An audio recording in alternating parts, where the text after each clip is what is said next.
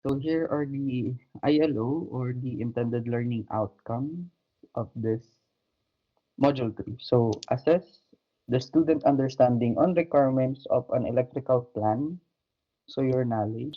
Summarize necessary tool and techniques to be able to model and analyze and design electric distribution system. And then another one is to design an electrical system including accessories and protection. Okay. Sa pagde-design kasi or sa isang tawag dito, residential or any other facilities that requires electricity, meron po tayo dyan tinatawag na mga hazardous location and it is classified by three. So tatlo po. Ano, yung class 1, class 2, and class 3 natin. So for class 1, location in which flammable gases or vapors are or may be present in the air sufficient to produce explosive explosive or ignitable mixture. So example po ng ating mga class 1 is yung gasoline terminals, distillery, pharmaceutical, etc. Okay? So yung may presence po ng fire, yung baka possible mag-cause ng sunog, something ganun, no? Possible umapoy.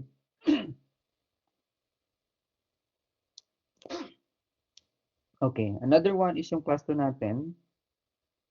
Location in which hazardous because of the presence of combustible dust, firecracker maker, matchmaker, dynamite plant. So ito yung mga location wherein meron tayong mga material that is combustible.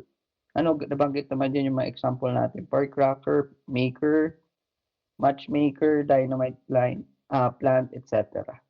And another one is yung class 3 natin in which location are hazardous because of the presence of easily ignitable fibers and flying. So textile plant, paper, sawmills, etc. So this location, ito naman yung mga location wherein yung mga materials natin can be easily ignitable. Kung madali siyang mag-apoy, madali siyang masunog. Ano?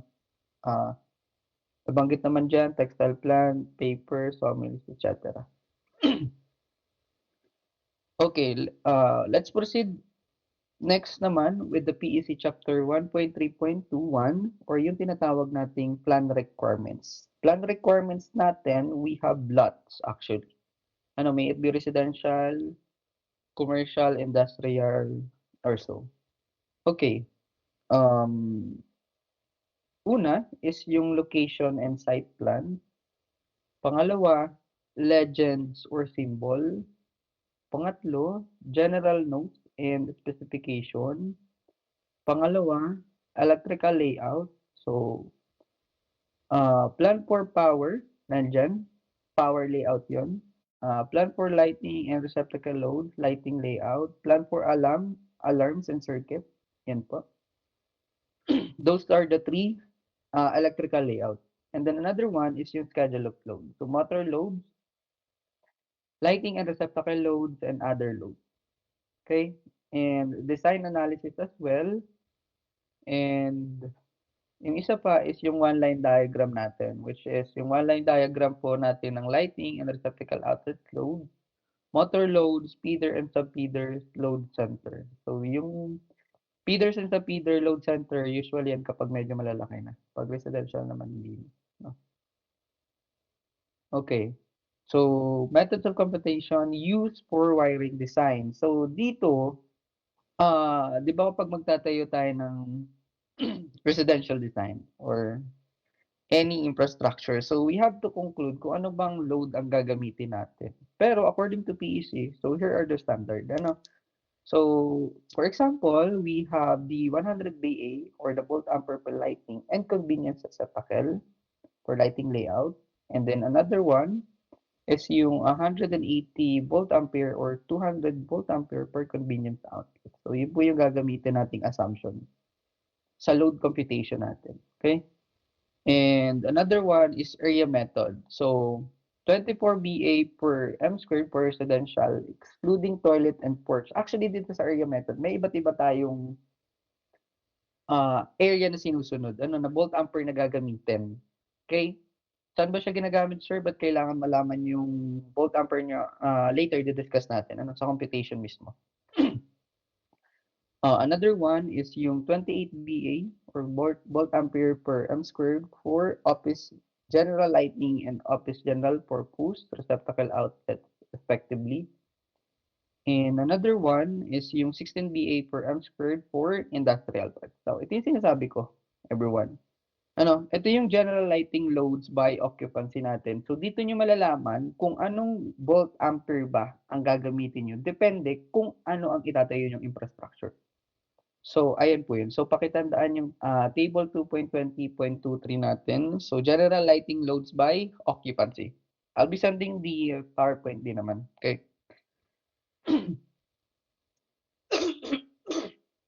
Pero ito kasi, very crucial or napakahalaga nito sa design. Kasi yung volt ampere pa lang, kailangan alam nyo na po yan, umpisa pa lang ng computation natin. No?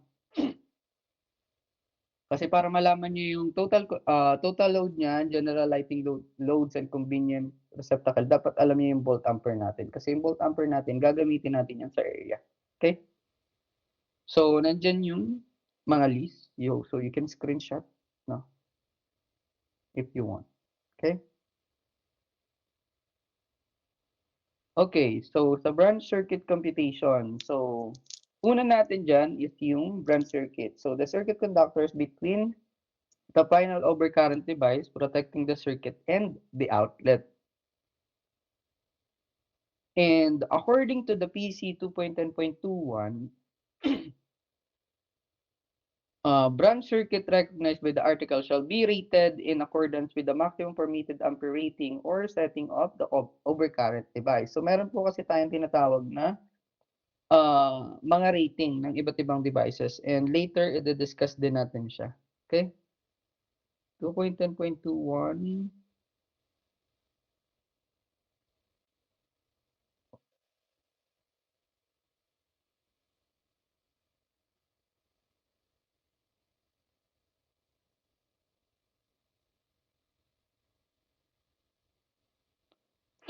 Okay.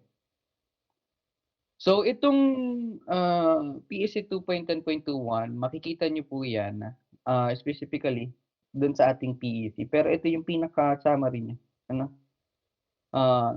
Okay. Branch circuit computation naman tayo, which is the conductor, minimum ampacity and size. So branch circuit not more than 600 volt, low voltage lang yan. So in general, branch circuit conductor shall have an ampacity not less than the maximum load to be served. Conductors shall be sized to carry not less than larger of. Check nyo po yung 2.10.2 natin sa ating PEC. Ano? Okay? As I mentioned before, please download a file for PEC. Pero ang nakalagay lang naman po doon, where a branch circuit supplies continuous load and non-continuous load, the minimum branch circuit conductor size shall have an allowable capacity not less than the non-continuous load plus 125% of continuous load. So ano ba yung non-continuous load at continuous load? So pag sinabing non-continuous load, ito yung mga equipment or electrical devices natin na hindi siya palaging buhay. Ano ba yung mga hindi palaging buhay? Madami. Ilaw. So, madami po. So, pag sinabi naman natin continuous loads, ito yung mga tawag dito, mga equipment sa bahay natin na palaging buhay. Ano ba yun? Hindi naman aircon. Rep. Ganon. Okay? And then, to get that, the lighting outlet branch circuit. So, ito po yung computation niya. Yung FLE po na tinatawag, yung full load ampere natin. Okay? So, full load ampere natin, kailan natin siya makukuha? Makukuha natin yan gamit yung voltage na gagamitin natin. And then, after getting the full load ampere, so times natin siya sa 100% or above. And then, for convenience outlet naman, branch circuit calculation is equal to 125% or above. Okay? Full load ampere pa din po yan.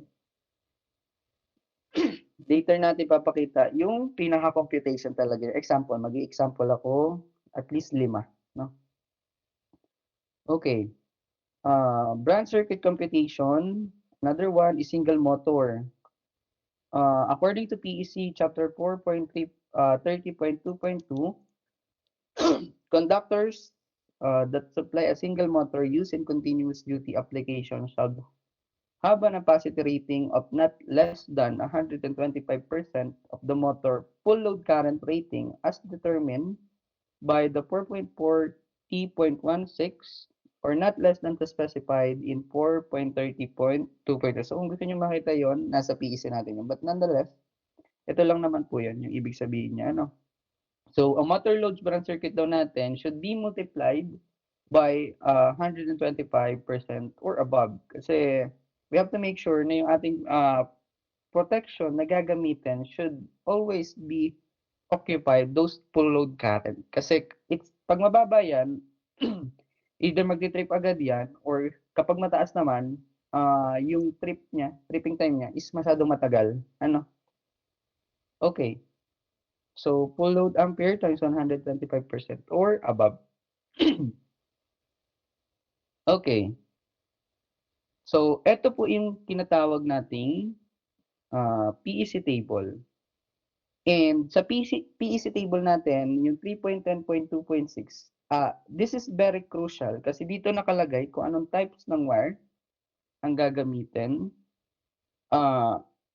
According to circuit breaker ampere rating, saan ba siya papasok? Doon natin malalaman yung conductor size na gagamitin. Okay? So, sir, ano bang meaning ng mga TW na yan? RHW, THHW, THW, THWN.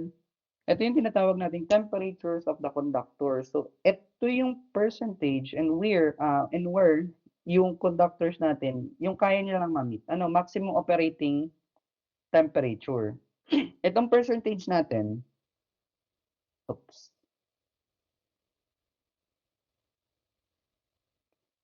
Sorry about that.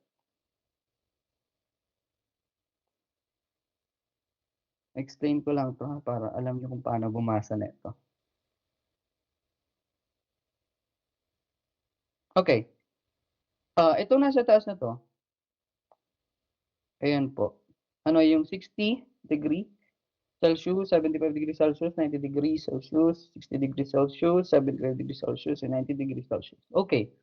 So, yan po yung tinatawag nating maximum operating temperatures. And ano ba yung mga letter niya? Okay, ano ba yung ibig sabihin niya pag may R, pag may W, pag may H siya, types ng ating gagamitin na conductor size. Okay? Or wires.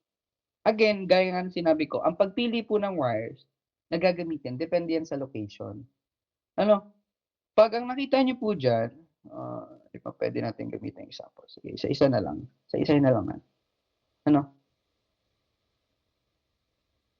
Pag may R po yan, R. So, ang ibig sabihin po niyan is, yung thermoset natin is with insulation. With insulation po yan. Okay, pag may R. Okay? And pag may H naman po, isang H lang. So, pag isang H lang, ang ibig sabihin niyan, ang maximum allowable temperature natin of 75 degree is not present in the maximum allowable in 60 degree Celsius. Yung H natin, check nyo. Hindi siya, kumbaga wala siyang, ang temperature rating niya, operation niya, is wala siya sa 60 degrees Celsius natin. Okay? And ang H po, ibig sabihin niya, protection yan sa heat.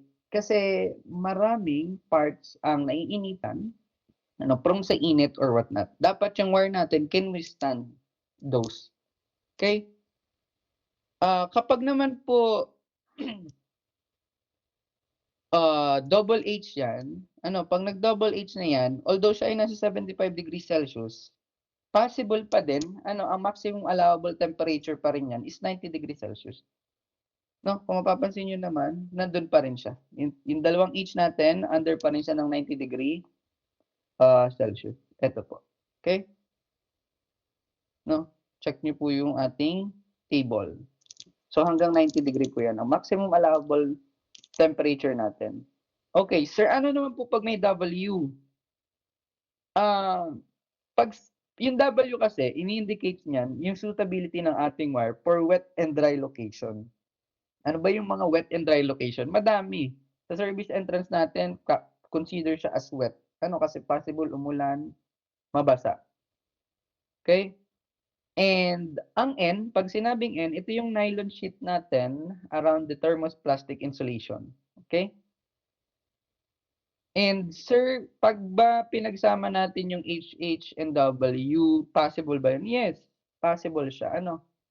Meron siyang protection with heat and meron siyang protection sa wet. Okay? And meron pa dito, may ba akong example dito? Yeah, ito. So, kapag X po, ibig sabihin yan, meron tayong cross-link between polyethylene, thermoset, and insulation. So, pakitandaan. So, sulat ko na. No, para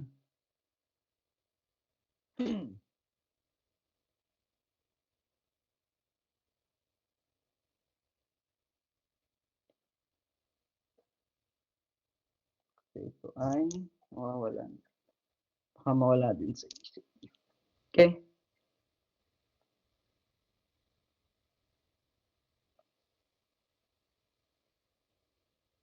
Okay, pag H, ang maximum allowable temperature niya is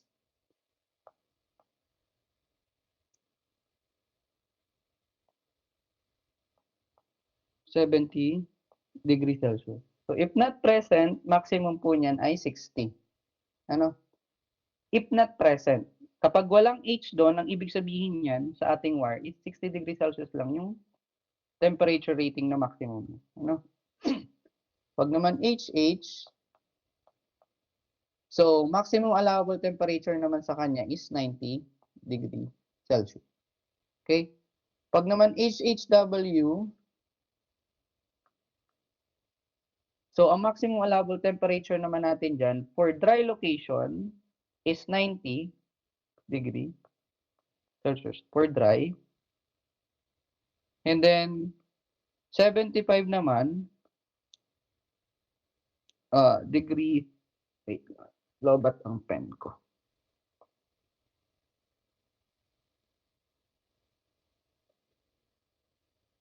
Degree Celsius for wet.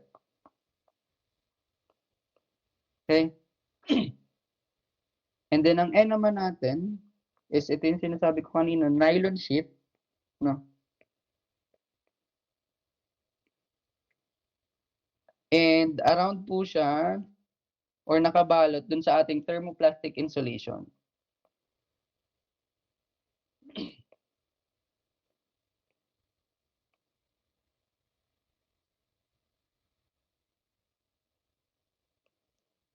Okay?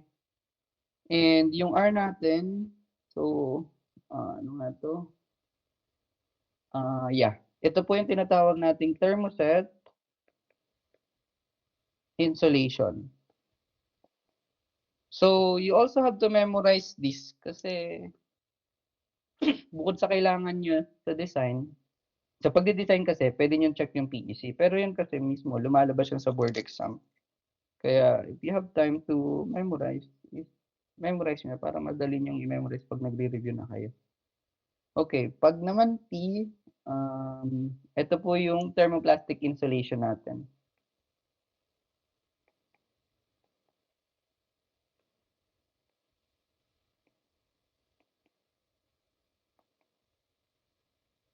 So again, mention ko lang, attendance nyo, as I mentioned before, I don't really care as long as ipasa nyo po ang mga exam or whatnot. So, di ko na rin kayo pinag-open cup kasi baka mga nasa labas din kayo or whatnot. No? And kapag naman po W, pag may W yan, as I mentioned, wet protection po natin yan. Ano? Paano ba? Okay. Suitability for wet and dry location.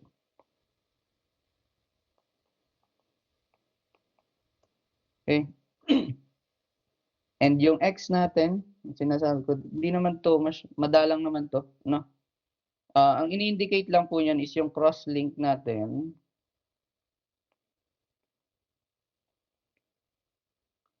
Uh, oops. Polyethylene natin. So, thermoset location. Insulation.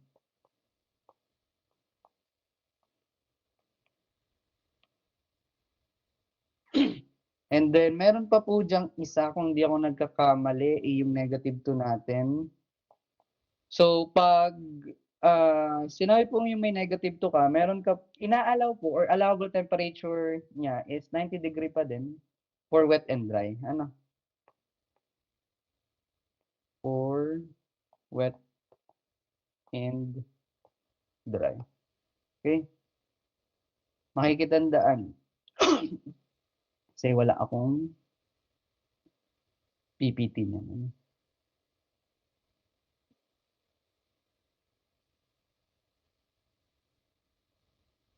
Okay. So, screenshot nyo na lang or isulat.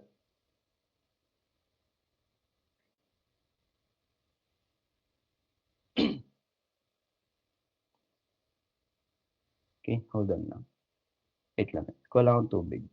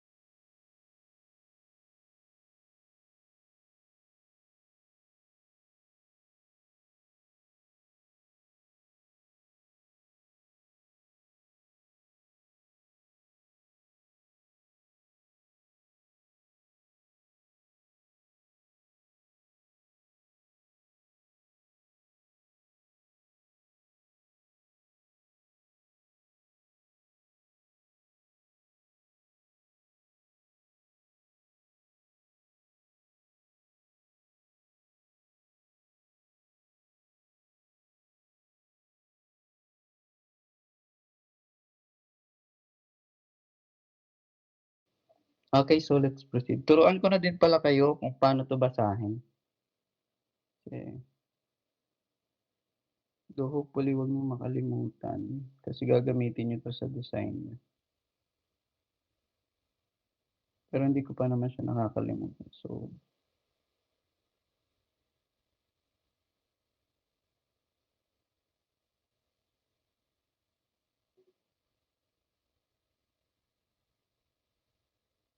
Pero kung maingay yung background, sorry for that, malakas kasi ang ulan, no? Anyway, so let's continue. So sir, paano ba yan basahin? Paano ba kami makakapag-determine ng tamang pag-design, no? Okay, isa-isahin natin. So, again, ito po yung temperature rating po. Ano? Ulitin ko, ayan yung temperature rating nyo. Or maximum operating rating. Ngayon, alam nyo na yung maximum operating niya, temperature rating niyan. So, pipili na kayo ng wire. For example, ang gagamitin nyo po dyan ay, yung usually ginagamit, itong THHN. No? Check nyo kung saan siyang row nakalagay. So, ito yung row. No? Row po yan. Yan. Then pag column naman, so yung pababa, ano, alam niyo naman yan. Okay? So for example, THHN. Yung THHN natin, gagamitin natin is yung 90 degree Celsius na maximum operating temperature. And then ang na-compute natin na maximum current is 35, ano, or under 35. Okay? So, eto pong mga nasa baba na yan, yan ay ampacity po yan. Ano? Current po yan. Okay? And kapag ang na-compute nyo, kunwari THHN ang gagamitin nyo, and ang pag na-compute nyo is under 30, no? 30 siya, and THHN ang gagamitin nyo. Hindi kayo pwedeng pumunta dito kasi walang THHN dyan. Ano? And ang titingnan nyo kung saan kung nasaan yung THHN. And sir, paano namin malalaman kung anong gagamitin natin nun? Depende sa location. Okay? So, kunwari ito, THHN. So, na-compute nyo po na current natin is 30. But since wala ditong 30, ano? No? Start na po kayo dito sa 35. Okay? Yung 35 na yan, titingnan nyo po papunta dito para malaman nyo yung conductor size natin. Okay? So, ibig sabihin, kung na-compute yung ampacity ng current natin is 35, so therefore, gagamit po kayo dyan ng 2 mm squared na conductor. Okay? Pag 40, check nyo ulit. So, 3.5 mm squared conductor. So, sir, pag naman TW, okay. So, na-compute nyo ay 25. So, yan po. Pag 30, here. Okay? Ganun lang po ang pagbasa niyan. Okay? Ulitin natin. Alamin kung anong wire ang gagamitin. Pag nalaman ang type ng wire na gagamitin, since na-compute nyo na yung computed current nyo, or yung ampacity niya, check nyo po dito kung anong gagamitin yung conductor size. So, kung 35 yan, so under siya ng 2.0. Okay? And meron pa yung isang table, which I don't think nandito, yung rigid steel conduit natin or yung RSC natin, tinitingnan. No, yun naman, madali lang din. Pag alam nyo to, titingnan nyo lang din doon kung ano magiging size ng rigid steel conduit. Okay? Okay. Next one naman natin is yung overcurrent protection devices. So, conductors other than flexible cords, flexible cables, fixtures while shall be protected against overcurrent in accordance with their ampacities specified at 3.10, 2.6 unless otherwise permitted or required in 2.40.1.4. Check niyo po yun. No? So, overcurrent protective device of lighting outlet. So, multiply niyo po yung full load current natin times 125%. And then, kapag naman po overcurrent protective devices for convenience outlet, computed nyo na din yung full load ampere natin. So, times yun siya ng 150%. So, careful dito sa distinction niya. Kapag lighting outlet, 125% lang. Kasi kung ano naman yung ginamit nyo na, mainly, hindi na yun tumataas. Unlike here sa convenience outlet, of course, power yan. Pag may sinaksa ka dyan na load, tataas at tataasan. Kaya kailangan mas mataas yung protection devices na gagamitin natin. Okay? Another one is yung non-numeric motor. So, non-numeric motor, according to PEC 4.30.4.2, non-time delay fuse not exceeding 600 ampere or a time delay class CC fuse shall be permitted to be increased but shall no case exceeded in 40% of the full load current natin. Or non-time delay fuse, ibig sabihin, real time. Real time siya. Okay? And sabi dito, dapat daw not exceeding 600 amperes or yung ating tinatawag na class CC fuse. So, pwede siyang gamitin, pwede siyang i-permit, pwedeng pagbigyan to be increased but shall no case exceeded at 400%. So, hindi siya pwedeng lumagpas ng 400% dun sa ating full load current or yung FLA natin. So, the rating of a time delay or dual element fuse shall be permitted to be increased but shall in the no case exceeded on 225% of the full load current para naman sa time delay. And then naman, the rating of an inverse time circuit breaker shall be permitted to be increased but shall in no cases exceeded at 400% for full load current of 100 amperes or less or 300 amperes for full load current greater than 100 amperes. So for non-numeric motor, circuit breaker natin, yung full load current natin, ito times natin siya sa 250%. Okay? Sir, ano ba yung mga tawag dito?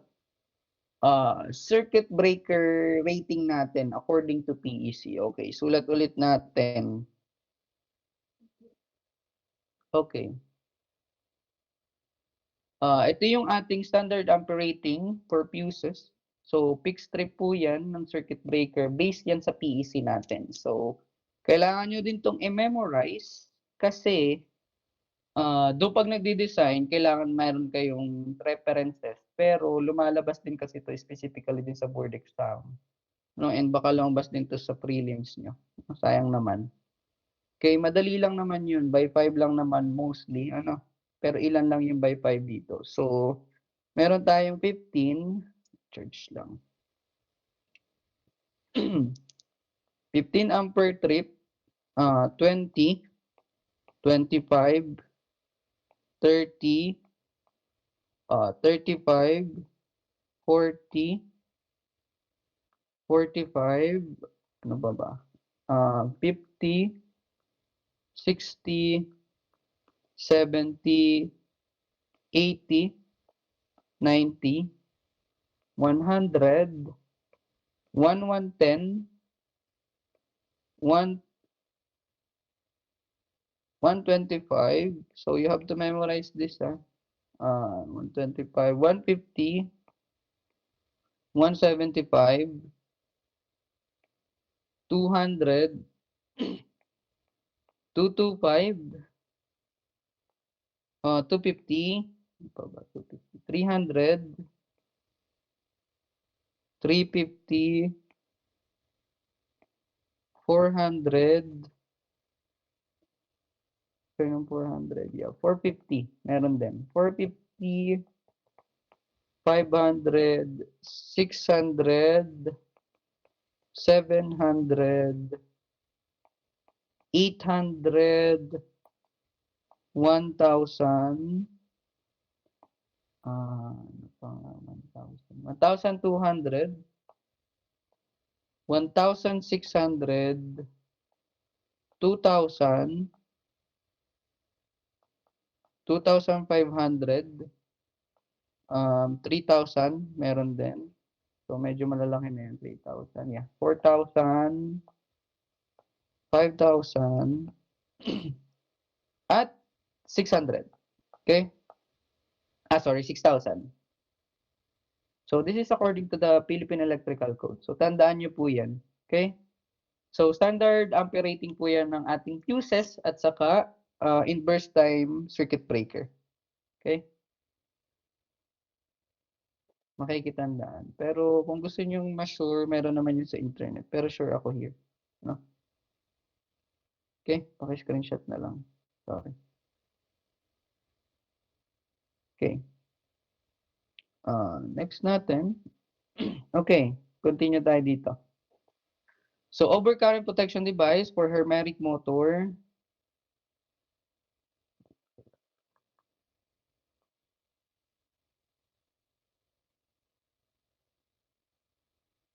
Okay, hermetic refrigerant motor compressor is a combination of compressor and motor.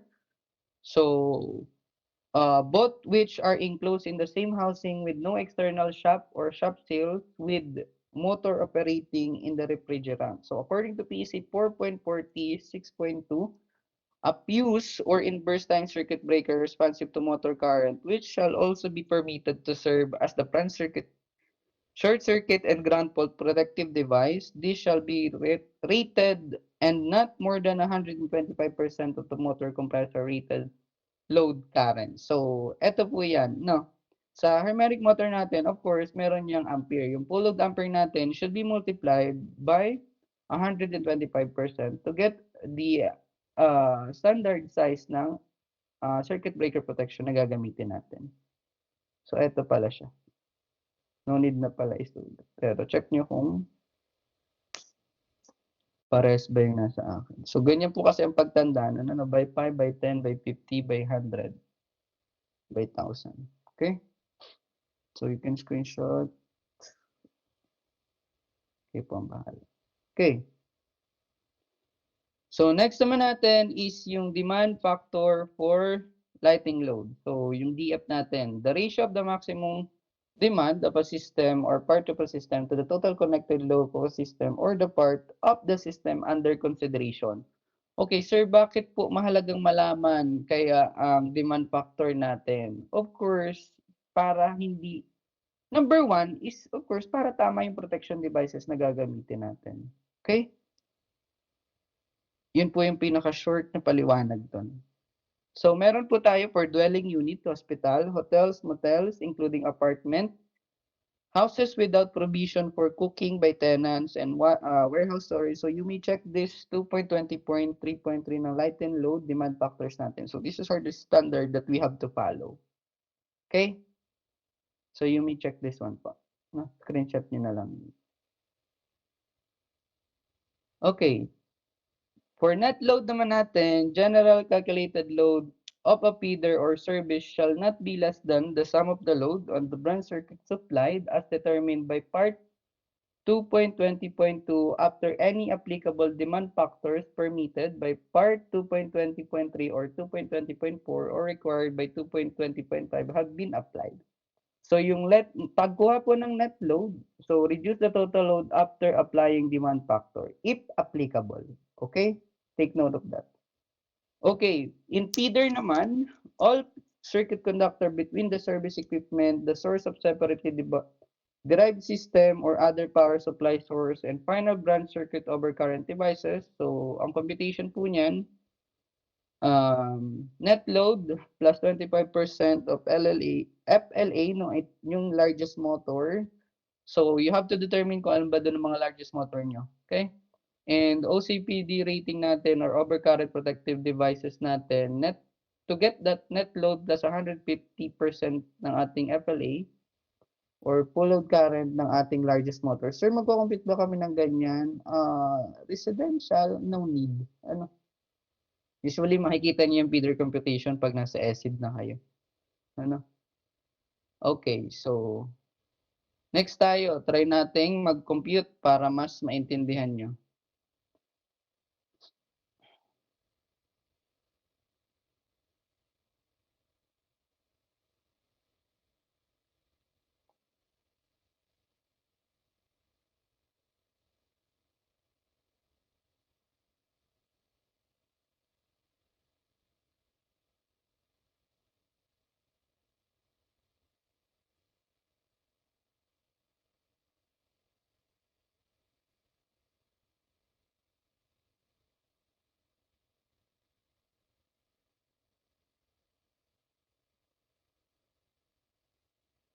Okay, para magkaroon din kayo ng idea sa mga ginagawa sa design.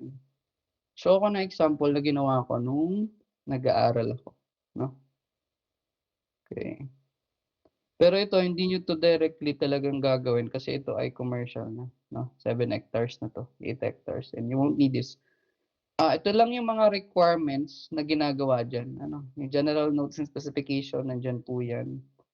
So, kailangan niyo po 'yan 'pag gagawa. Ito po yung tinatawag nating one-line diagram or single line diagram. So, mahaba na po ito, ano, ito kasi ay hanggang Batelecto na. Okay, may question ba? Sir, excuse me po, may naka-present po kaya kayong... Sorry. Di pala kita. Thank you.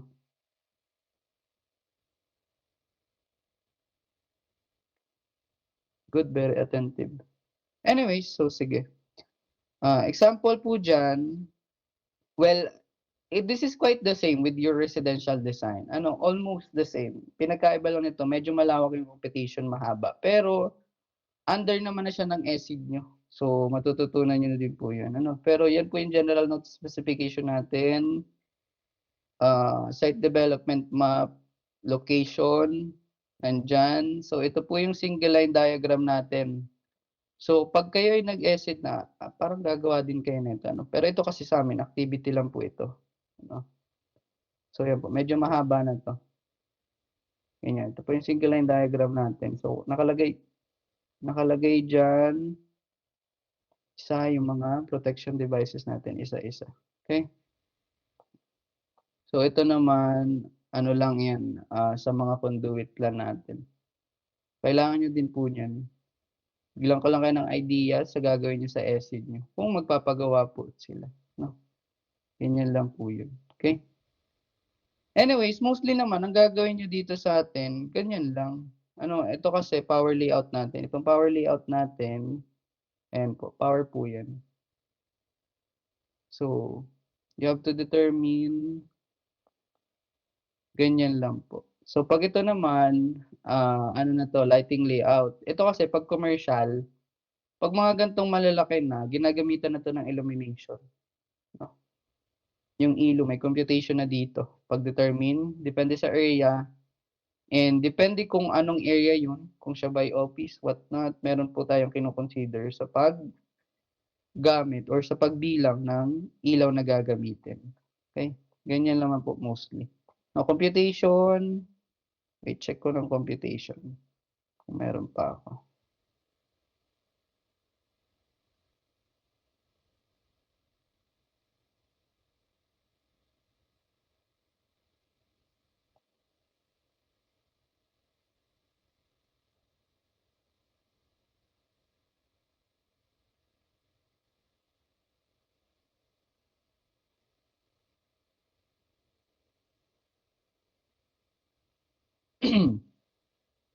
Dito kasi sa atin, sa residential, kung magre-require ng schedule of loads, which kailangan din naman talaga, may computation din po. Hindi siya exactly computation. So, doon lang po nakalagay, of course, para mas mabilis makita.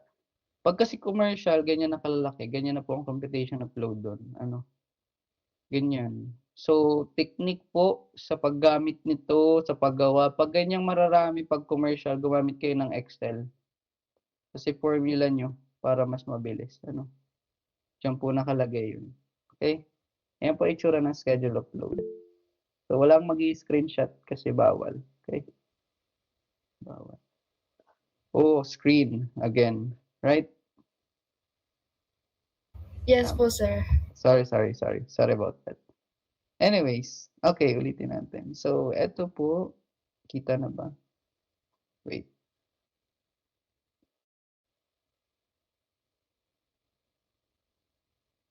Okay, so ganito yung example niya ng schedule of loads natin sa commercial na. Ito naman, kasi ito ay, hindi ko lang matandaan kung 7 or 8 hectares ito.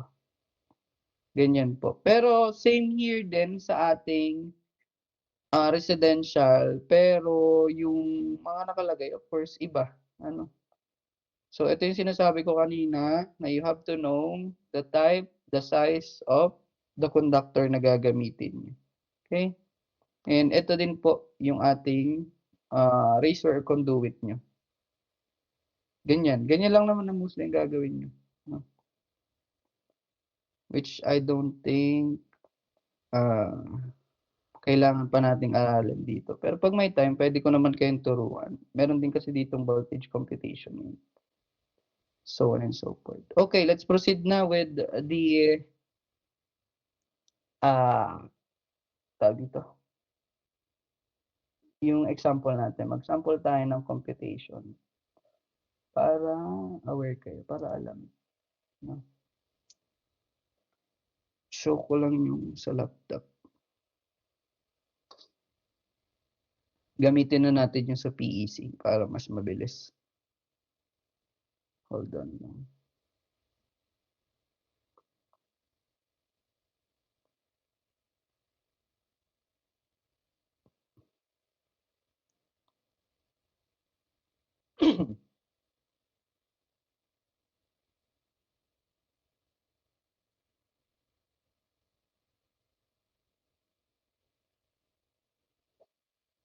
Okay, visible na ang screen ko, guys. Everyone. Okay, good. Okay. So, example tayo ng single family dwelling unit. So, up to 50 square meters floor area with a load not exceeding 3,680. Okay, so for this, you have to determine, of course, yung area ng inyong, tag dito, wait lang. Pwede ba mag-double share screen dito?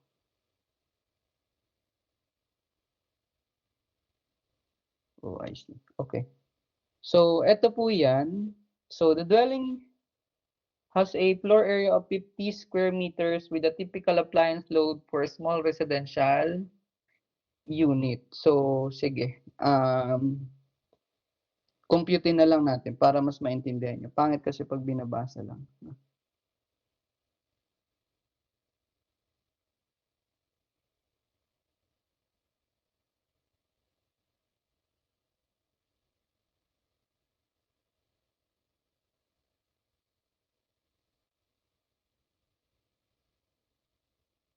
So, okay. So, okay. So, ang example natin dyan is kapag 50 square meters po yung ating floor area natin. So,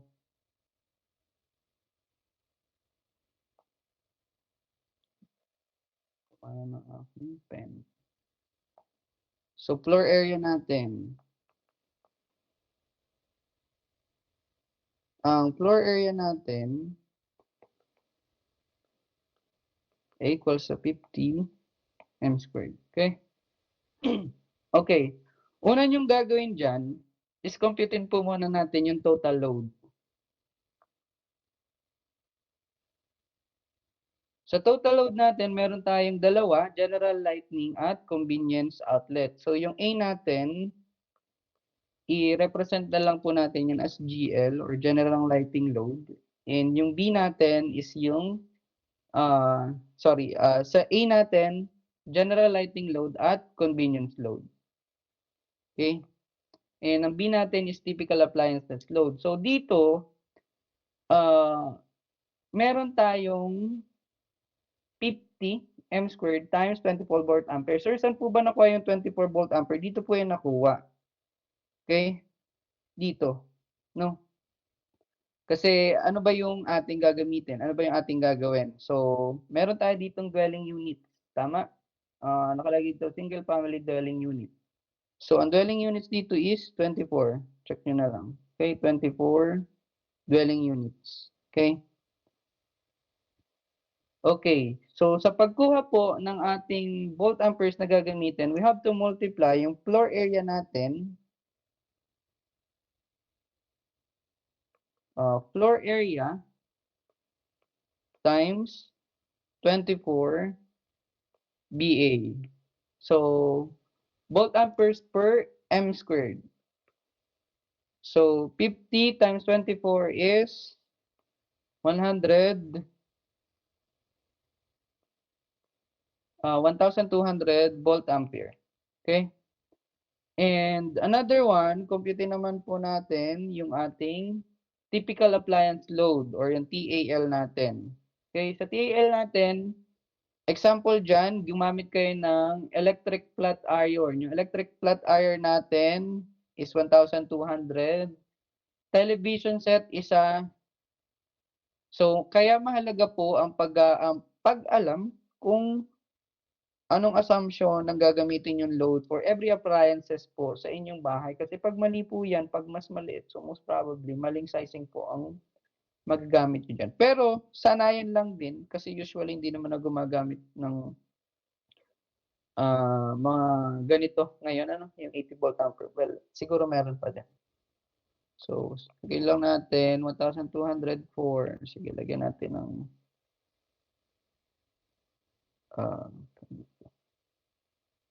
so, ito ay flat iron, plancha, TV, ano pa, electric fan is 70 75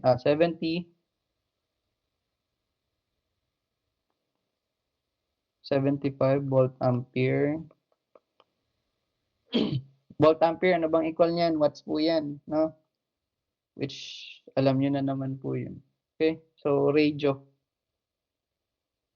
So, radyo daw, isang bilang.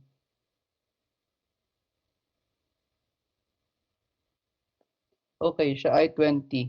So, i-add natin. So, 1,200 plus 80 plus 75 plus 20 volt ampere. So, yan po ay total ng 2,575 volt ampere.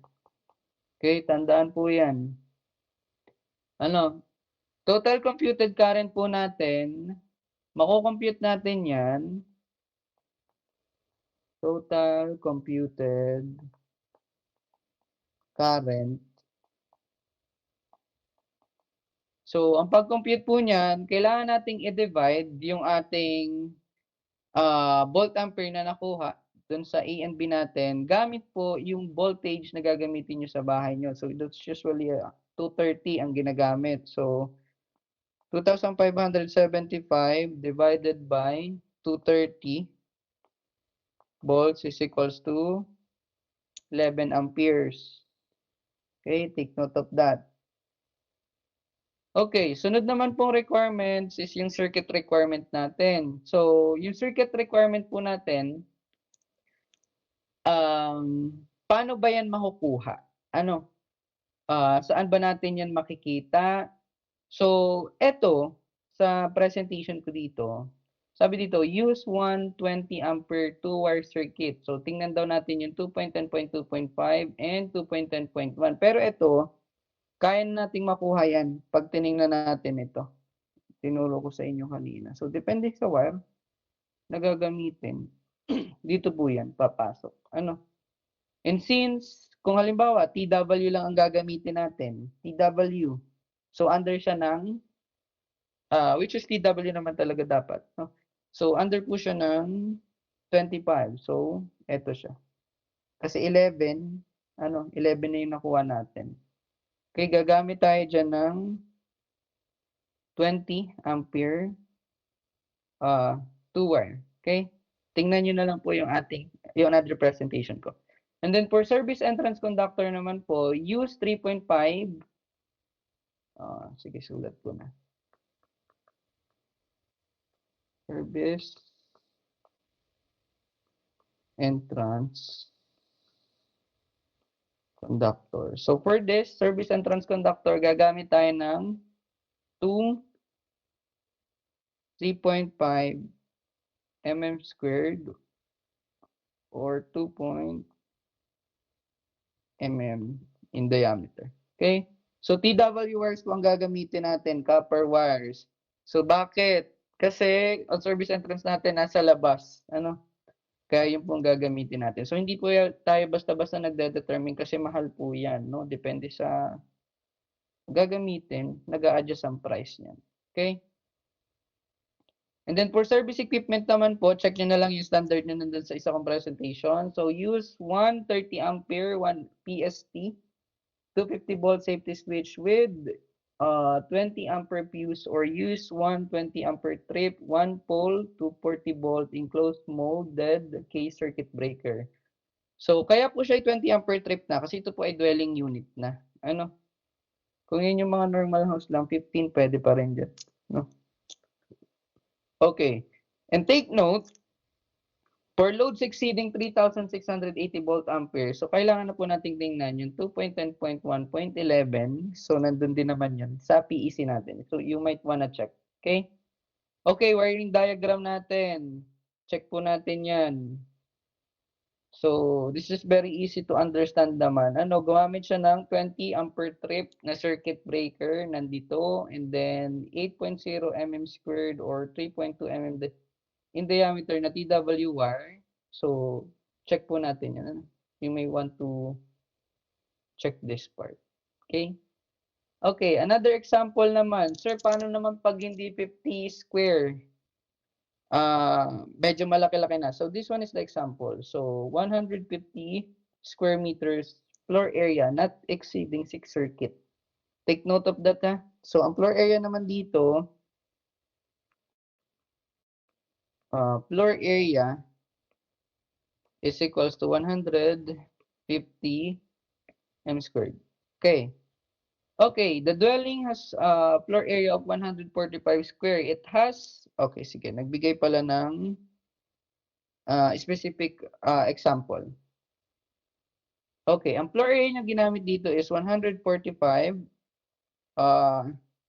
square m.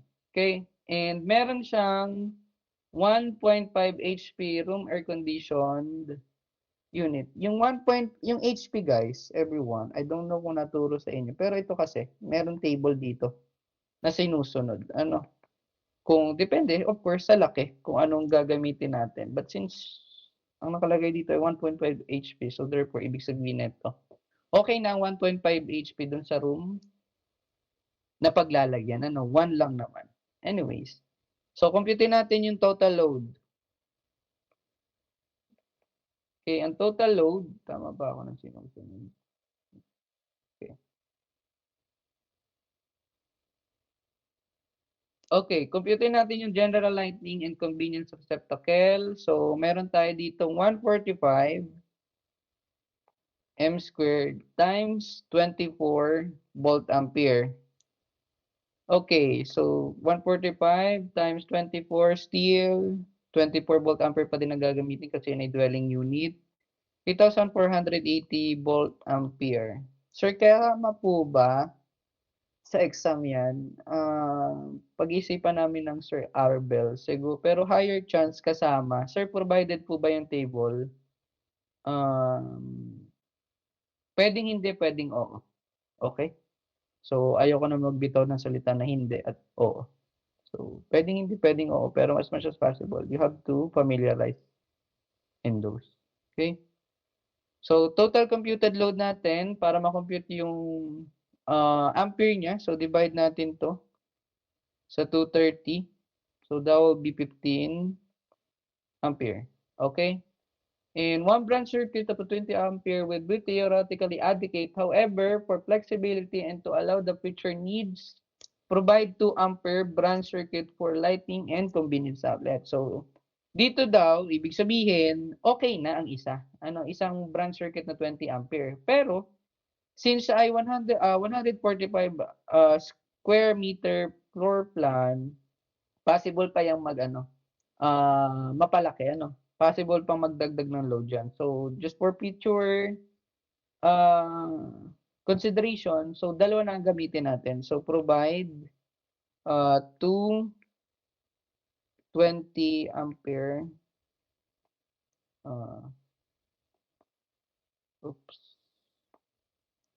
ampere branch circuit.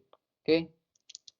Okay, for small appliance load naman, B natin, small appliance load.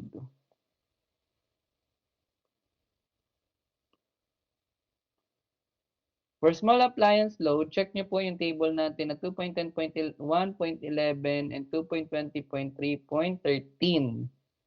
Okay, so 1 ampere or 120 ampere Yung una natin, 120A at 1,500 BA. So, equal natin yan. 1 times 1,500 is equal to 1,500 BA. Okay? So, therefore, provide 120 ampere small appliance. Okay? Circuit. Okay. Next natin is yung laundry circuit. Sa laundry circuit po kasi, dapat meron yung sariling protection. Ano? Okay, sa laundry circuit natin, LC na lang. So, for laundry circuit, check nyo po yung table na 2.10.1.11. So, provide din po tayo doon ng steel 150 BA. Okay? 20 ampere, 1. So, 1,500 BA is equals to 1,500 BA pa din.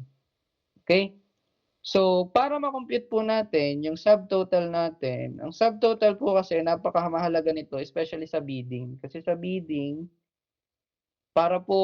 kasi sa bidding, madalas nangyayari kung gaano ba kalaki ang magagastos or what not, sino ba yung whatsoever. Kung doon po madedetermine kung sino gagawa, bidding. So, hindi ko po alam kung nagbi-bidding din dito, but not really sure. Okay? Kasi kino-compute po yan. Kasama po yan sa computation. Okay. Ang subtotal natin is 6,480. Saan po ba galing yun? Okay. 3,480. Sige, pakita ko. 3,480. Ito. No, plus 1,500 plus 1,500. Okay? Check ko nga. Tama ba ako? 3,480 plus 1,000. Tama po. No, dito siya galing. Yung subtotal natin. Okay? Take note of that. 480. Okay, gumana. Okay? Okay. So, i-apply na po natin yung demand factors natin, which yung nasa table natin kanina ng 2.20.33. So, dun po sa ating first 3,000, ayan. So, minus nyo po yan. So, first 3,000 natin at 100% demand factor. Iisipin po natin na yung 3,000 na yun yung mga continuous load natin. Kumbaga, yun yung patuloy na umaandar. Na walang patayan. So, 3,000 BA at 100% DF natin is equals to 3,000 volt ampere. Okay? So, meron tayong remainder na gagamit tayo ng 35%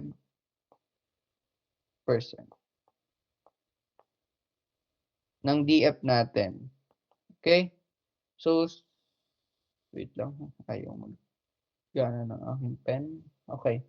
So, yung ating natitira, minus natin to ng 3,000. No, minus 3,000, meron tayong 3,480. 3,480 natin, i-multiply natin yan sa 35% DF.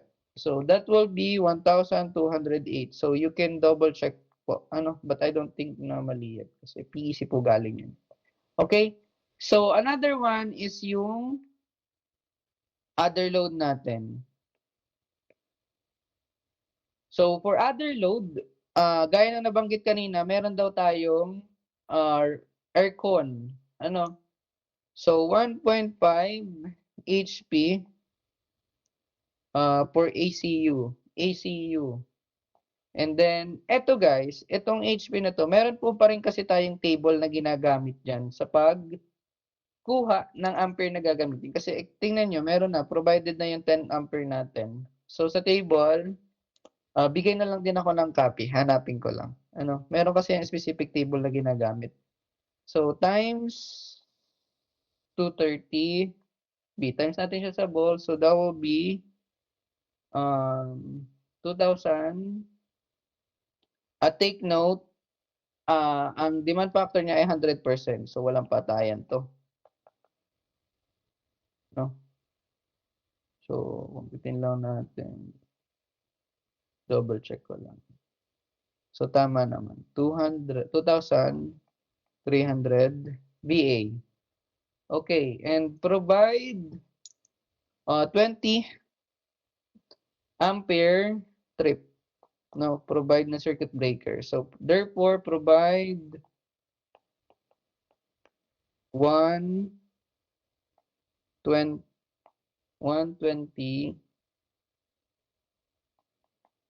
a circuit. Okay? Ayan po. No? Okay, usually, sir, yun naman pong 10 natin, yung 10 ampere, pasok po yan sa 15. Kasi di ba 15 ay still included po yan sa ating circuit breaker rating. ECU na kasi yan, motor na kasi. Ano? Kaya better yet, and since siya ay dwelling unit, 20 ampere na po ang gagamitin natin. Okay? So, next naman natin is yung total net load, computed load, which is 6,518. Ano? So, yan po. 3,000. Tama ba ako? 3,000 plus 1,218 plus 2,3. Tama po. Ito na. So, itong ating 3,000 galing po dun sa ating demand factor na inassume natin na yung 3,000 volt ampere po dun ay tuloy-tuloy na gumagana o buhay. So, 3,000 plus 1,218 plus 2,300 is equal to 6,518. Okay? Tandaan ito ha, kasi medyo mahirap intindihin itong PEC natin. So, for circuit requirement, circuit requirement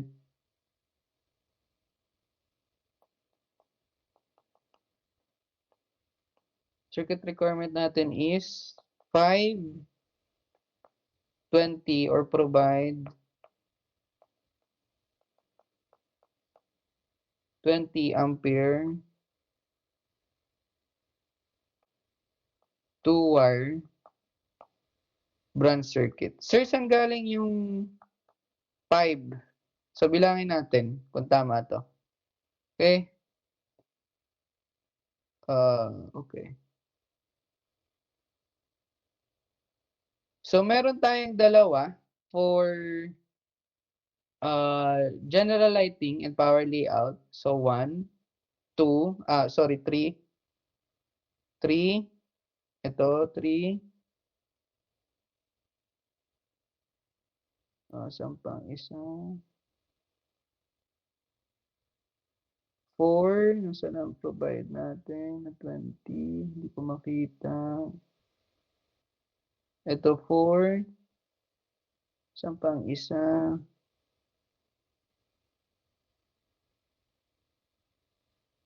Oh yeah, 5 siya dahil meron tayong spare na isa. Tama ba? Check ko nga. 1.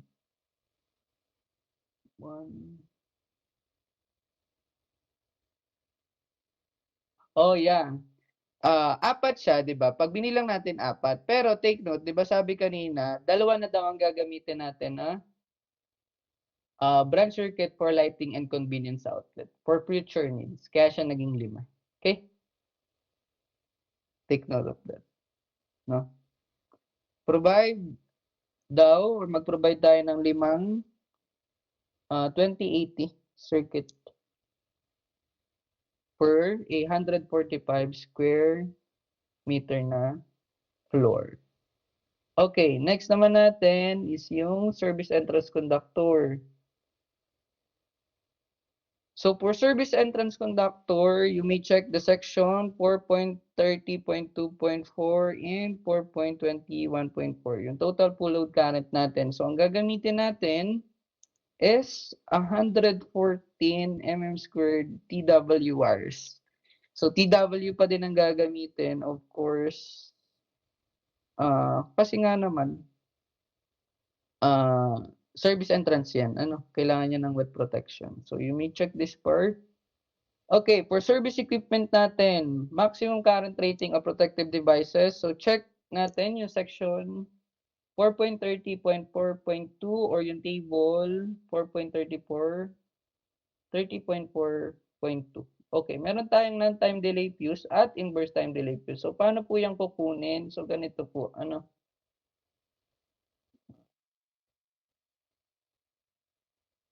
Okay.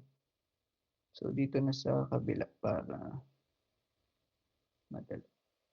Okay. 2.4 natin is yung service equipment natin. Okay, service equipment natin, number 1 is yung non-time delay fuse.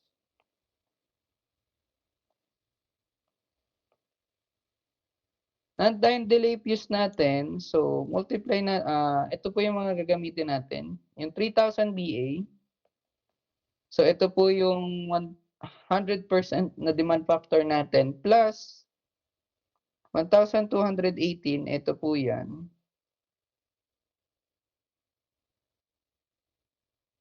Eto, yung minultiply natin, yung natitira dun, na minus natin yung 3,000 dun sa 6,480, no? Ang ginamit naman natin ay 35% of DF, so dito palaging buhay. So nakuha natin ay 1,218 BA. And according dun sa binasa ko kanina na PC, 300% daw plus 300%, no? So, times 2,300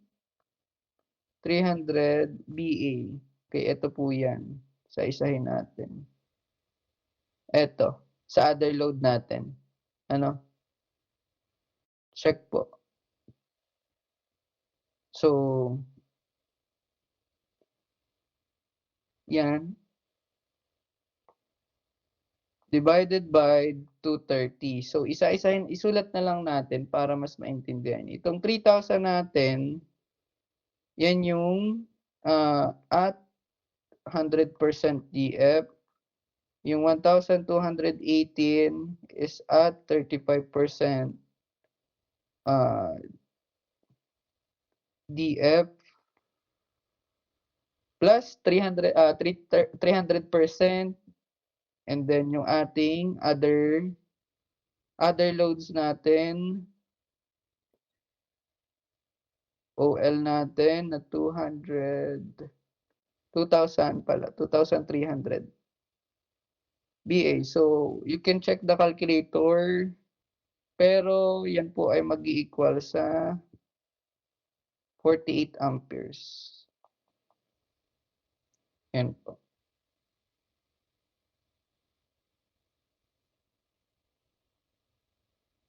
Okay, you may check that.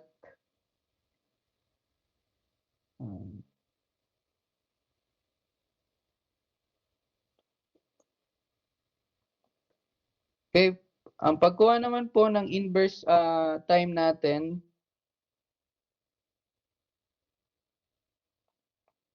inverse time circuit breaker. So, still, gagamitin natin yung ating 100% na DF na 3,000 BA plus 1,218 yung ating at 35% demand factor plus 250% times 2,300 na other loads natin divided by 230 volts. Ito yung system voltage na ay 230. So, that will be 43 ampere. Okay? Ganun po. And then for service entrance rating naman, service entrance equipment rating. So, gagamit tayo ng isang 60 ampere. Provide. Sulat na lang natin. Exact word. Use 160 ampere fuse.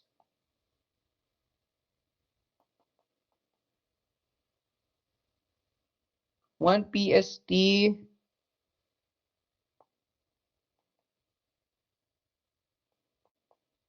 250 volt safety switch.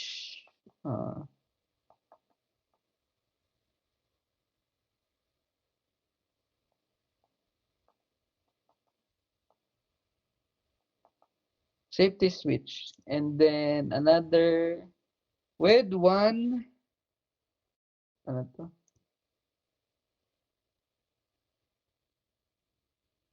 With 160 ampere fuse. Okay? Or pwede tayong gumamit ng 50 ampere trip, 1 pole, 240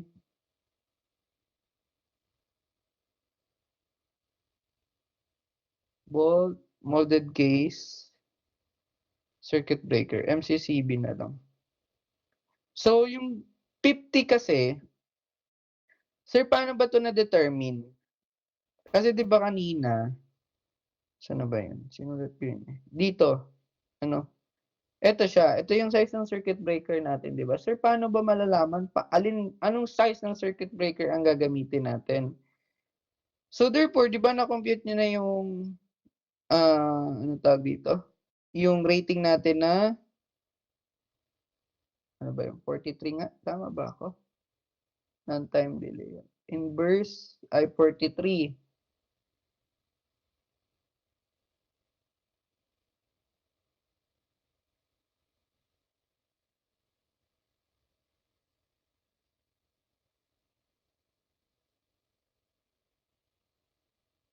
Okay. So, dito sa sizing natin, take note of this, na di ba 43 ang na-compute nyo. Ngayon, yung 43 na yan, hahanapin nyo dito sa circuit breaker natin kung saan ba siya pasok. Pasok ba siya sa 15? No. Pasok ba siya sa 20? No. 25? No. 30? 35? 40? 43? Pasok. 50 pasok. Pero sir, anong gagamitin? Nasabi ng 50 ang ginamit. Sir, bakit siya 50 ginamit? Kasi pag yung 45 kasi, i-times niyan sa 80% capacity. So, 45 times 0.8. So, 36. Yung 36 natin, hindi yan pwede. Hindi yan equal sa 43. So, hindi pwede. So, itong 50 po. 50 naman. 50 natin, times natin yan sa 0.8.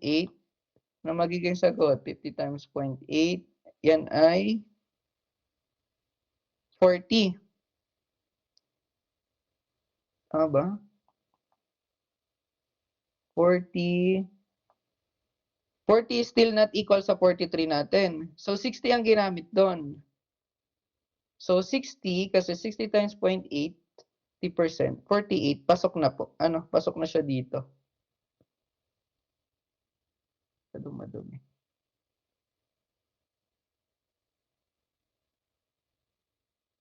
Okay, pasok na po siya dito. So, take note lang sa paggamit nun, dapat po may 80% allowances kayo. Ano? So, yung actually, hindi naman yung tinuturo, pero pag kasi nagdi-design, dapat talaga may 80% allowance sa pagpili ng circuit breaker. Okay? Okay. Another one is yung wiring diagram natin. Ito, yung main circuit breaker niya is 60 ampere trip, 1 pole. Yan. And then branch circuit niya, meron tayong 1, 2, 3, 4, 5, and 6. 6 sir. Bakit siya 6 sir? 5 lang. Sabi nyo kanina, di ba under dito? Provide 5 circuit. So 5 circuit, ibig sabihin 5 circuit breaker din po ang magagamit dyan. But since meron tayong consideration sa future, maglalagay tayo ng spare. Ang spare natin, pwedeng ang mangyari dyan for future consideration or pag nasira ang isa. And usually, dapat ang ampere trip nito, nitong spare natin, should always same do sa pinamataas na 20 ampere natin or rating ng circuit breaker. Para kapag pag nasira tong isa, pwede nating itap dito sa isa. Or kapag magpo-future consideration, of course, should be the same. And ito po yung ating grounding electrode system. So you may check this. Tinuruan ko na naman kayo ng pagkuha niyan. Check yung table. Okay? Okay. Another one, this one, you may check this. Sir, magagawa ba kami niyan? Yes, gagawa ka nito. Pero sa final project niya. Sa exam, sir, kasama? Hindi. Alam ko hindi ito kasama. Kasi time consuming ng paggawa ng one-line diagram. Okay? Another example. Same ba ito? Same lang? Hindi. Sige. Gawin na natin. Para may oras pa naman. Or magbe-break pa ba kayo? Or diretso na tayo? Need break? May kausap pa ba ako here?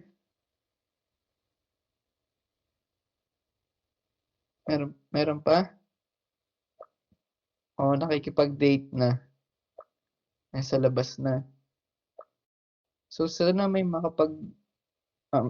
I think nandito pa naman kayo. Do we need break? Do you need break? 15 minutes or let's proceed na? What do you guys think? Class rep.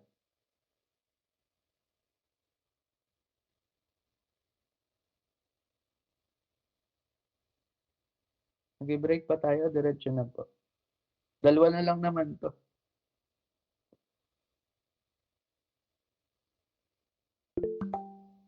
Proceed na lang po, sir. Okay, sige, para maaga din tayo matapos. Sige. Okay.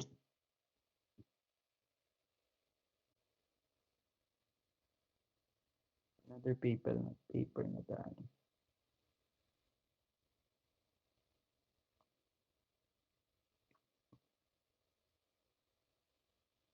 Okay. So, example naman natin, single family dwelling unit up to 150 square meters floor area, more than 6 circuit naman. Ito naman ay more than 6 circuit. Okay. And meron siya ditong requirements na it has a typical appliances of 8 kilowatts, electric range, 21 HP, air conditioning, dalawang aircon na, and 1.5 HP air conditioning unit and 1.5 HP water pump. So, napakaraming motor na nito. Anyways, sige ko, try natin computing. Breakdown natin siya. Okay, for general lighting load and convenience outlet, so 3.1. Example. 0.1 natin is yung total load natin. Total load natin, unahin natin ang general lighting load at convenience receptacle. So, general lighting and convenience receptacle. Okay, check nyo yung table ulit kung anong gagamitin natin sa dwelling unit. So, includes the receptacle outlets of 20 ampere or less. So, 145 ang floor area niya. M squared times 24 BA per mm squared should be 3,480 volt ampere. Total computed load, divide natin to sa 230 kasi yun yung system voltage niya. So that will be 15 ampere. So one branch circuit of 20 ampere would be theoretically adequate. However, for flexibility and to allow for future needs, provide two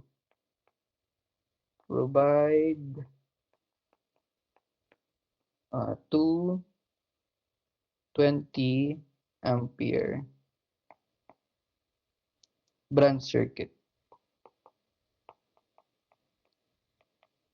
Okay. For convenience outlet and lighting. Lighting. Okay. Next naman natin is yung small appliance load. Small appliance load or yung SAL natin. So check niyo po ulit yung section 2.10.1. So ito naman ay paulit-ulit na 20 120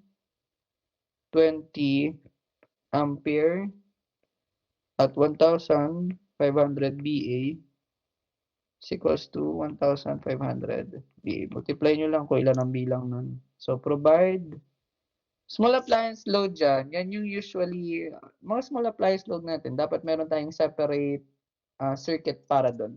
Okay? So provide 120 ampere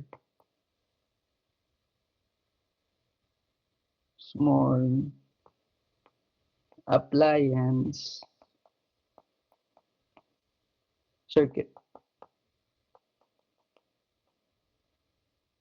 Okay, next natin is laundry circuit kasi based dito sa ating typical household appliances daw. So therefore, meron tayo ditong laundry circuit. Okay. So different circuit po sa laundry, no?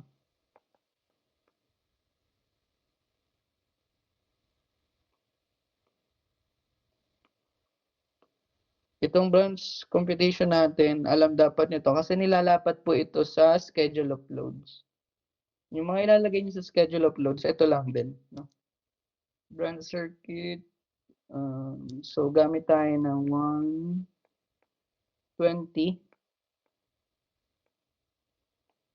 ampere. So assume natin na 1,500 VA yon. So isa lang naman kaya siya 1,500 lang, no? Then provide 20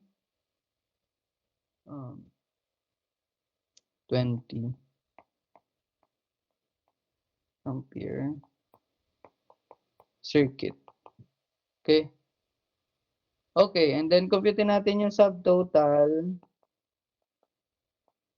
Total natin. So 1,500, 1,500, 3,480. That's a 6,480 BA. Okay, application naman tayo ng demand factor. Same pa din naman. Tama ba to? Number 3 na nga tayo. Ano? Okay. Check ko lang. Baka kasi problem. Okay, assume ulit natin na yung first 3,000 volt ampere natin is continuous load siya, patuloy na gumagana. No, so yung 3,000, assume natin na at 100%, oh sorry, 1,000 DF. So that will be 3,000 BA. And the remainder natin, assume natin na yung natitira is 35% demand factor lang, ano? So that will be 3,480, minus natin ulit yung 3,000 dun sa 6,480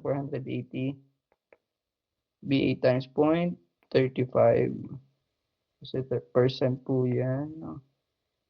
So 1,200, same lang nung kanina. Other load natin nadagdagan kanina hanggang aircon lang. So gumamit na daw dito ng electric range. 8 kilowatts electric range.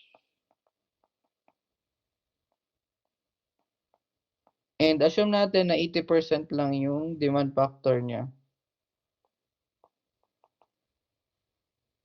So that will be 6,400 VA. Multiply nyo lang po dun sa 8,000 kilowatts. 8,000. 8 kilowatts.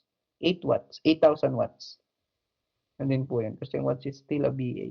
Volt ampere. And then provide a 40 ampere electric range circuit.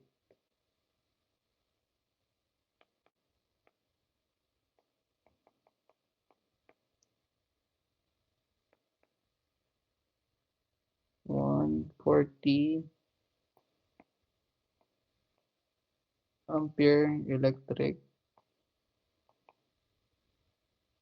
range circuit. Okay. And then another load pa natin, sabi, meron daw tayong aircon, dalawa. Okay. 2 1 HP ACU. So, ang 1 HP po dun sa ating table is 8 ampere. Times natin siya sa 230 system voltage times 2 kasi dalawa. So, that will be 3,680 volt ampere. Okay? So, since siya ay dalawa, magpo-provide tayo ng dalawang circuit pa din. Provide 220 ampere circuit for ACU. And then, meron isa dito sa requirements natin. Nasaan na ba yun?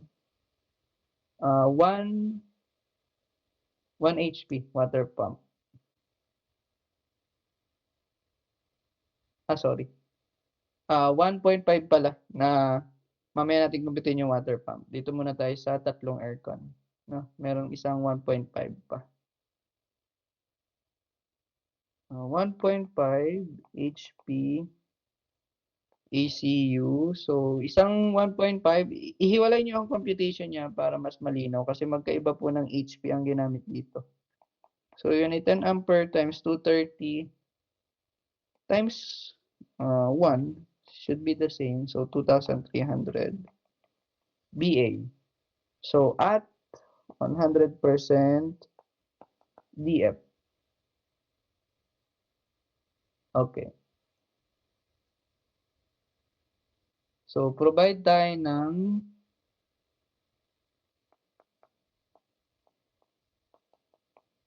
isang 20 ampere trip na circuit breaker for this. 20 ampere.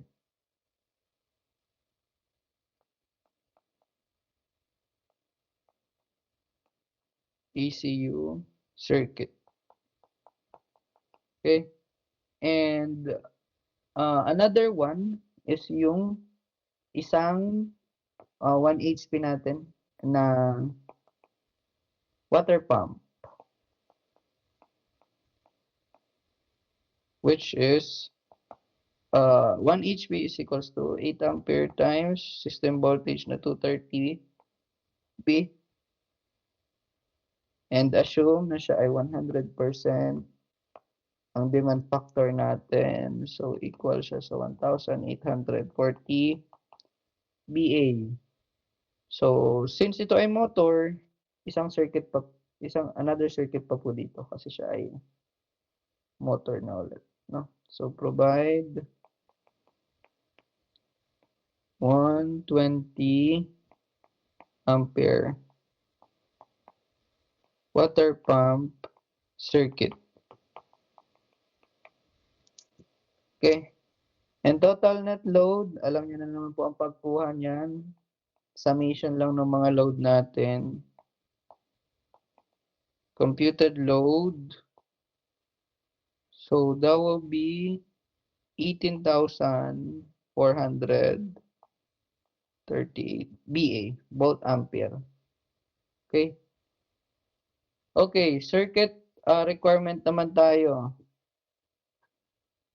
For circuit requirement,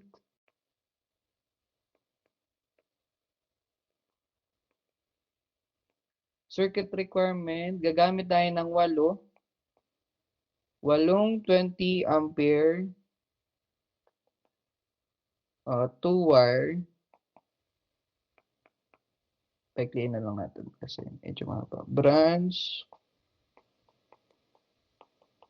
circuit and 140 ampere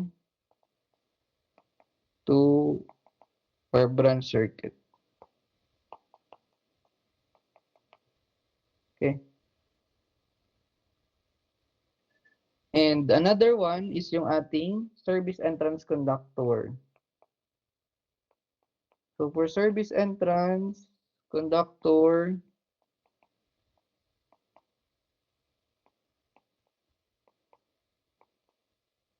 so ang total full load current natin, mako-compute po yan. So, okay. Total net load na 8,438 BA plus dun po sa table natin gagamit tayo ng 25% times yung ating 2,300 BA dun sa at 35% natin na DF divided by 230 na system voltage natin. So that will be 83 ampere. Okay? So yung 83 natin, check na natin. So, tama ba ito at baka mali. Ang ginamit dito ay THW. So nasaan ang THW? THW. Nasa 75.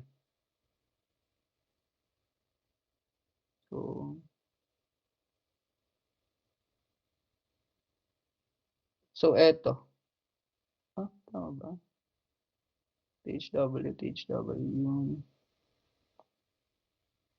Pang isang 75. Copper bang ginamit dito? Tama naman. No? So eto siya. So tama naman po na 14 kasi 38 mm square THW. Tama naman. Kasi 'di ba under na siya ng ano bang na-compute natin 83. So yung 83 at papasok na po yan dito sa 100. So line natin 14 or 38 mm square THW. Tama naman. Anyways, so much for that. Dinouble check ko lang. Okay. Another one is yung ating so use 238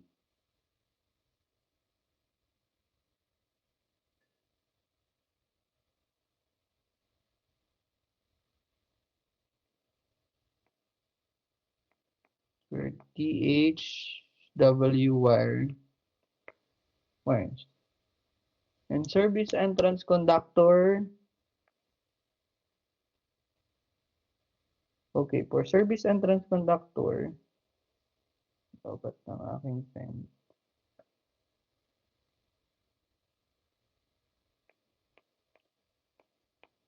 Service entrance conductor. For service entrance conductor, to compute the full load current niya, so total net load natin na 18,438 BA plus 25% times 2,300 yung ating remainder.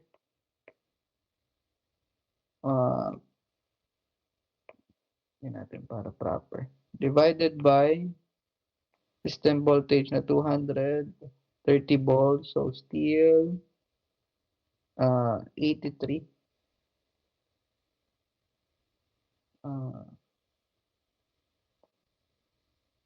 83 amperes. Okay, and ang gagamitin natin use to 38 mm square THWR. W wire. Okay, note see section 2.44 1.4 for conductor and overcurrent protection operating, and for minimum service entry conductor naman ang titingnan natin ay 2.30.23. Okay. Next naman natin is yung service equipment natin. So for service equipment natin, maximum rating of protective devices. So nandiyan yung non-time delay fuse and inverse time circuit breaker natin, which I think gagamit din dito ng MCCB kasi naman siya ay pasok pa. 95 pa naman. 6,000. Meron po kasi tayong iba't ibang klase ng circuit breaker. No? And siguro nadaanan nyo sa apparatus. Anyways, let's proceed for service equipment natin. 3.4 service equipment. Okay? So, for non-time delay, fuse. So, gamitin natin yung 3,000 BA, yung assuming natin na yung first 3,000 is continuous plus 1,208 BA plus 6,400 BA plus 3,680 BA plus 300%. Same to nung kanina. Sulat ko lang para alam. So, 2,300. So, dito po yan galing yung pinumpit natin kanina. No? Tingnan nyo na lang. Okay? 2,300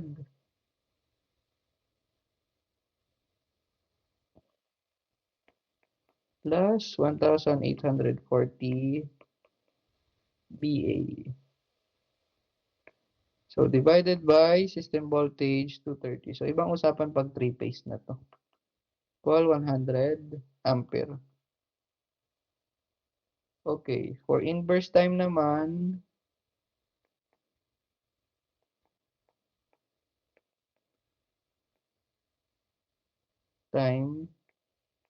circuit breaker natin, first 3,000 ulit.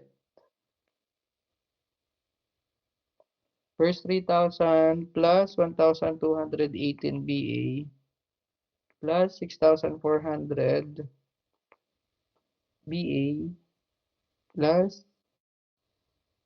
3,680 BA. And kung ito ay 300%, so ito plus ano lang, 250%. Circuit breaker naman kasi po siya.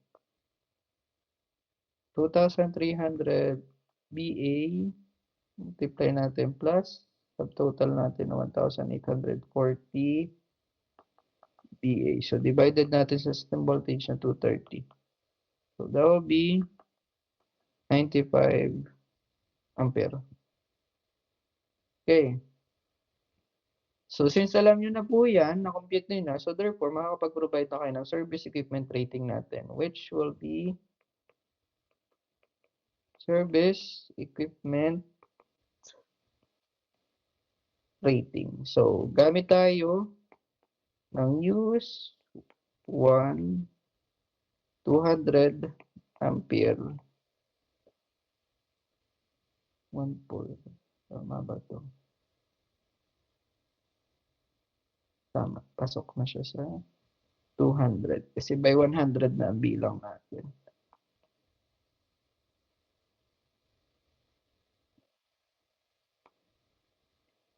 One PSE. Check nyo na lang. Sige, sulat ko na nga. 250 volt, safety switch.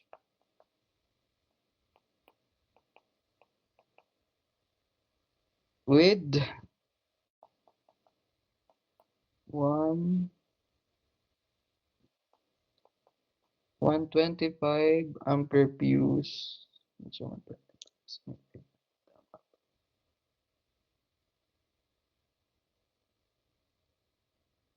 125 ampere fuse kasi siya naman ay 100. Pasok pa siya dyan.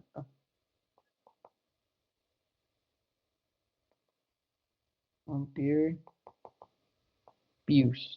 Renewable.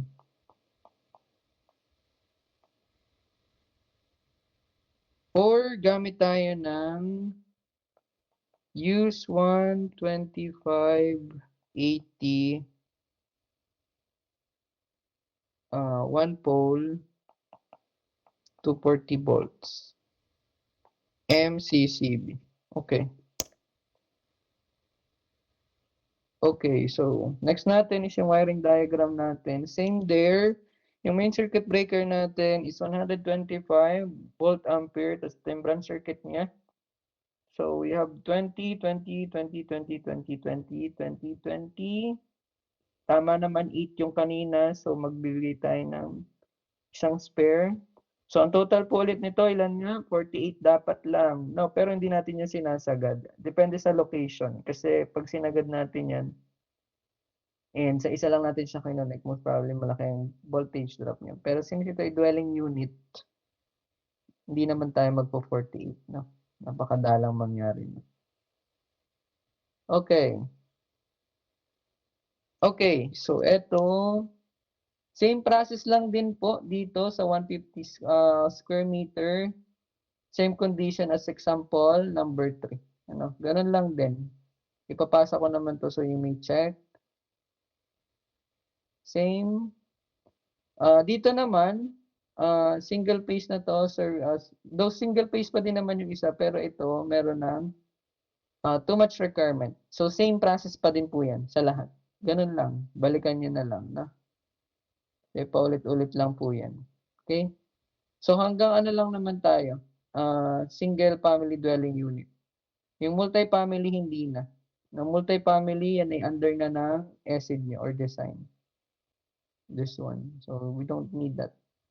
Kasi single family lang po ang ating final project. Questions? Clarifications? What not? Sir, isasend mo ba yung PowerPoint? Yes, I will. Yung computation, send ko din. No problem. Okay. Sir, pwede ba kaming mag-record ng meet? Pwede naman, wala namang problema. Any questions? Clarifications? No, since online class ulit tayo next week and by after that week, dito. Prelims nyo na po. Questions? Wala na. So, ang prelims nyo, ang coverage niyan ay hanggang should be nasaan na ba yan?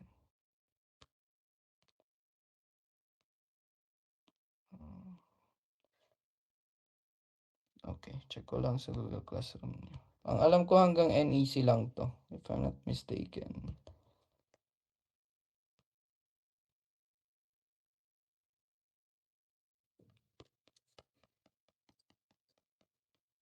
Yep, hanggang NEC lang po.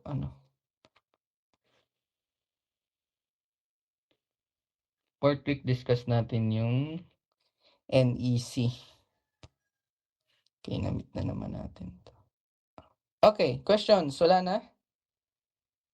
Wala kayong questions, everyone? Easy na? May mga lakad. Anyways, again, dito naman sa subject ko, as I mentioned before, I don't really care with regards to attendance kasi yung subject naman, madali lang, mild computation lang naman to. So as long as you pass those major exams and assessment, wala naman tayong magiging problema dun. Okay?